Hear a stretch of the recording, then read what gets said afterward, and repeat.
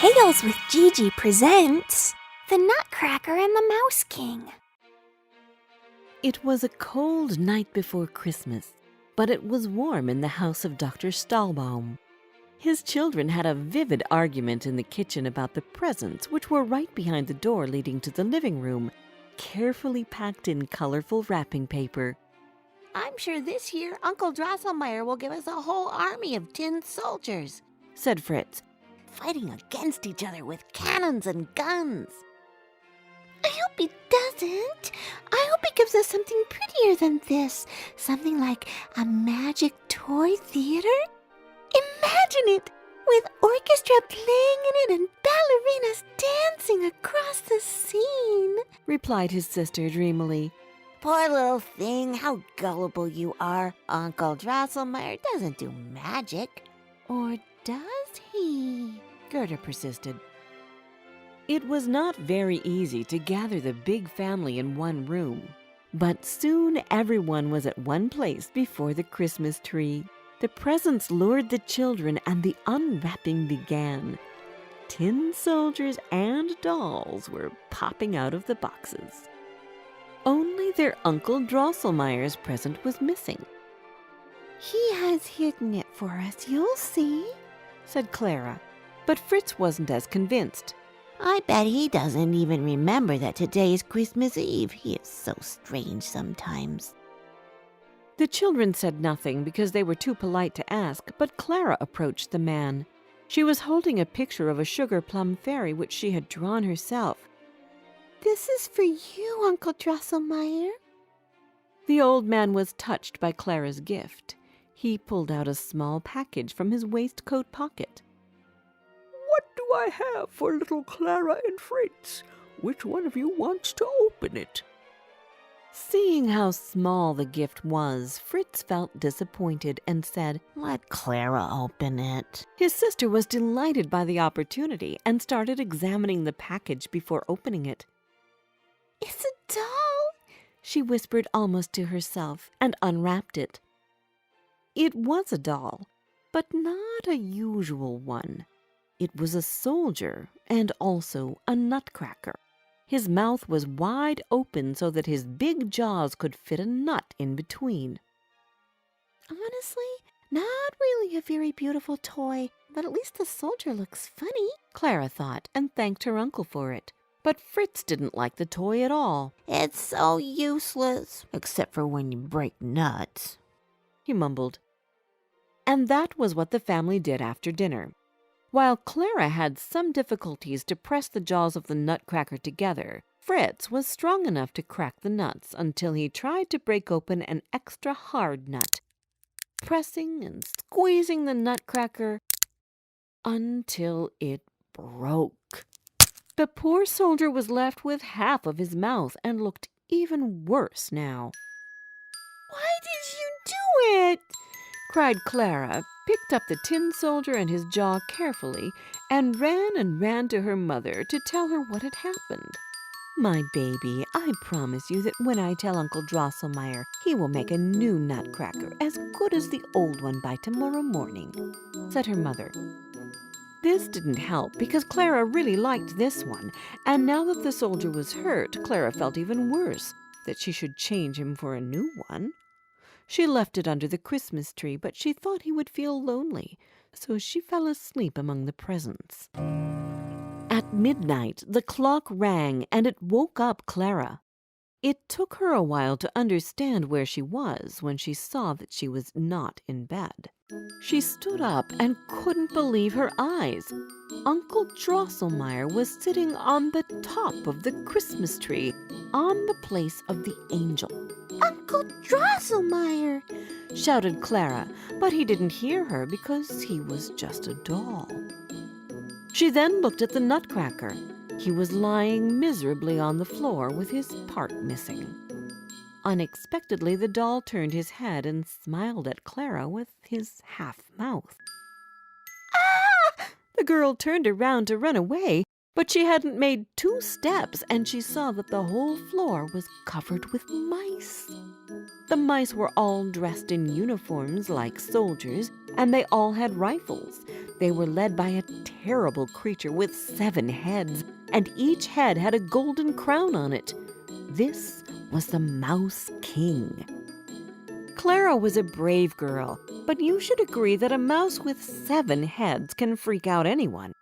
She wanted to run, but when she turned back, she saw that the Nutcracker was leading an army of toys behind him. When they were all lined up and ready for a battle, the Mouse King and the Nutcracker gave a signal to their soldiers, and the fight started. The clash was great, but even more spectacular was the fight between the 2 leaders. The Nutcracker fought with the Mouse King, who was biting the body of the soldier with his 7 heads. If only the Nutcracker could catch his necks in his jaws. But he could only jump and kick the Mouse King with his legs. The mice soldiers surrounded the Nutcracker, took him by the feet, and lifted him. But Clara took one of her slippers and threw it after the Mouse King. He ran and hid in a wall crack, and so did his soldiers, who were scared of the giant doll and her slippers. The toys started cheering and dancing. They celebrated all night, and in the morning they all went into the boxes. Clara went to her bed and fell asleep, too. In the morning, Uncle Drosselmeyer was already waiting for her in the kitchen with the Nutcracker in his hands. He had fixed his jaw, and the doll was as good as new. Thank you so much, Uncle. He is the best present I have ever had. And then Clara told him about her dream. That's an interesting dream indeed. It reminded me of a story, he said. One Christmas, mice cracked into the palace and ate all the meat which was meant for the king's lunch. The king ordered his special inventor, whose name was Drosselmeyer too, to create mousetraps and lay them all over the kitchen. Many mice were trapped, and their queen was furious about it. She found the human's queen's room one evening and climbed up her dresser. How dare you kill my children?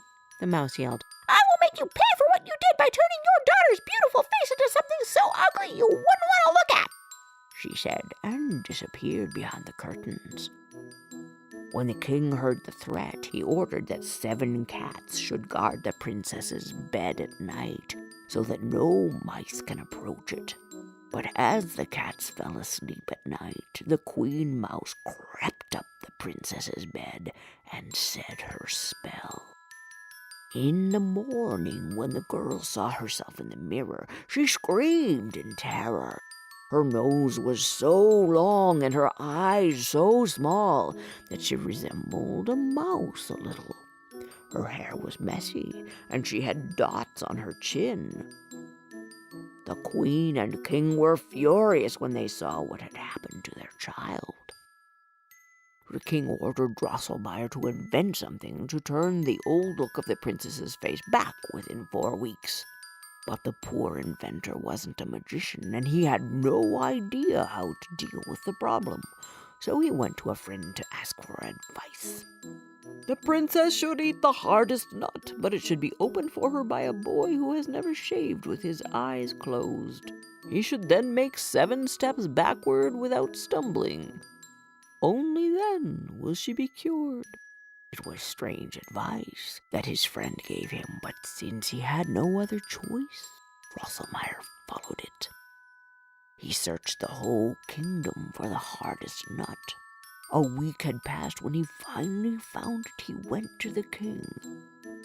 Now we should just find the right boy to do the work, he said. The king announced that the boy who succeeds to turn back the beautiful face of his daughter will marry her.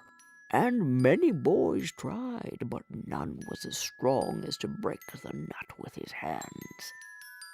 Until one day, Drosselmeyer's nephew came to visit his uncle. The 4th week was almost at its end, and the old man asked his nephew to try his luck too. The boy hadn't started shaving yet, so he was a good candidate. When he was given the nut, he put it between his jaws and pressed them until the nut finally cracked. Then he took the 7 steps back. But on the 7th step he stumbled. He succeeded to cure the princess, but because he stumbled, his face turned ugly. His lovely smile turned into a stupid grin, and his head grew bigger. He grew a long gray beard and mustache, and he looked not only ugly, but stupid too. And although he was the only one who did the task, the princess refused to marry someone who was so ugly. The king had to agree that such a beautiful girl cannot marry an ugly, funny-looking boy.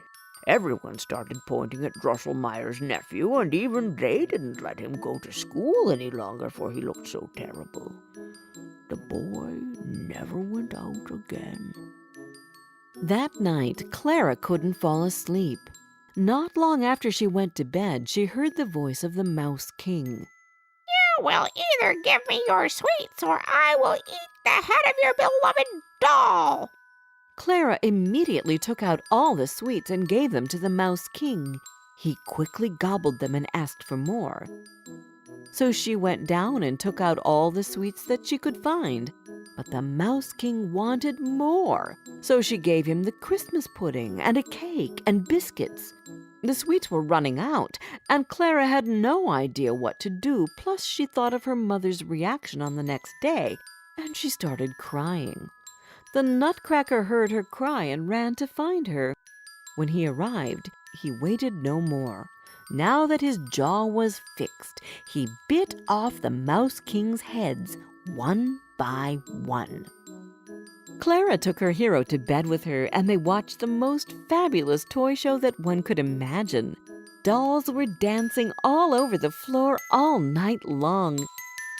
In the morning, when Clara woke up, she hurried to tell her mother what had happened the night before. But after she listened to her story about the fight between the Mouse King and the brave little Nutcracker, her mother said, "Clara, stop believing in every dream of yours."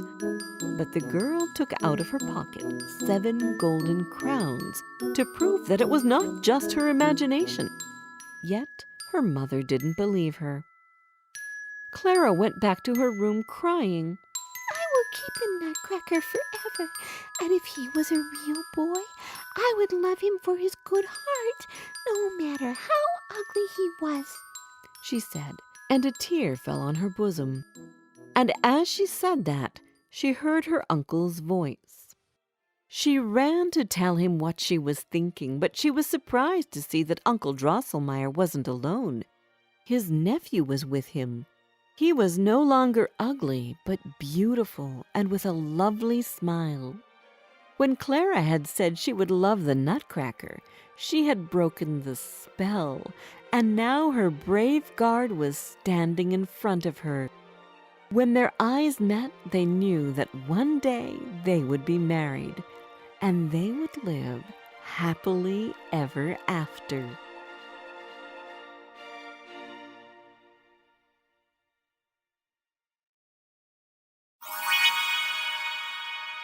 Did you like this story? Download our storytelling app, Tales with Gigi, where you can find more than 30 other fairy tales and fables which can come in handy during feeding time, bedtime, or on road trips. And don't forget to subscribe to our channel. We've got new tales coming out every Wednesday.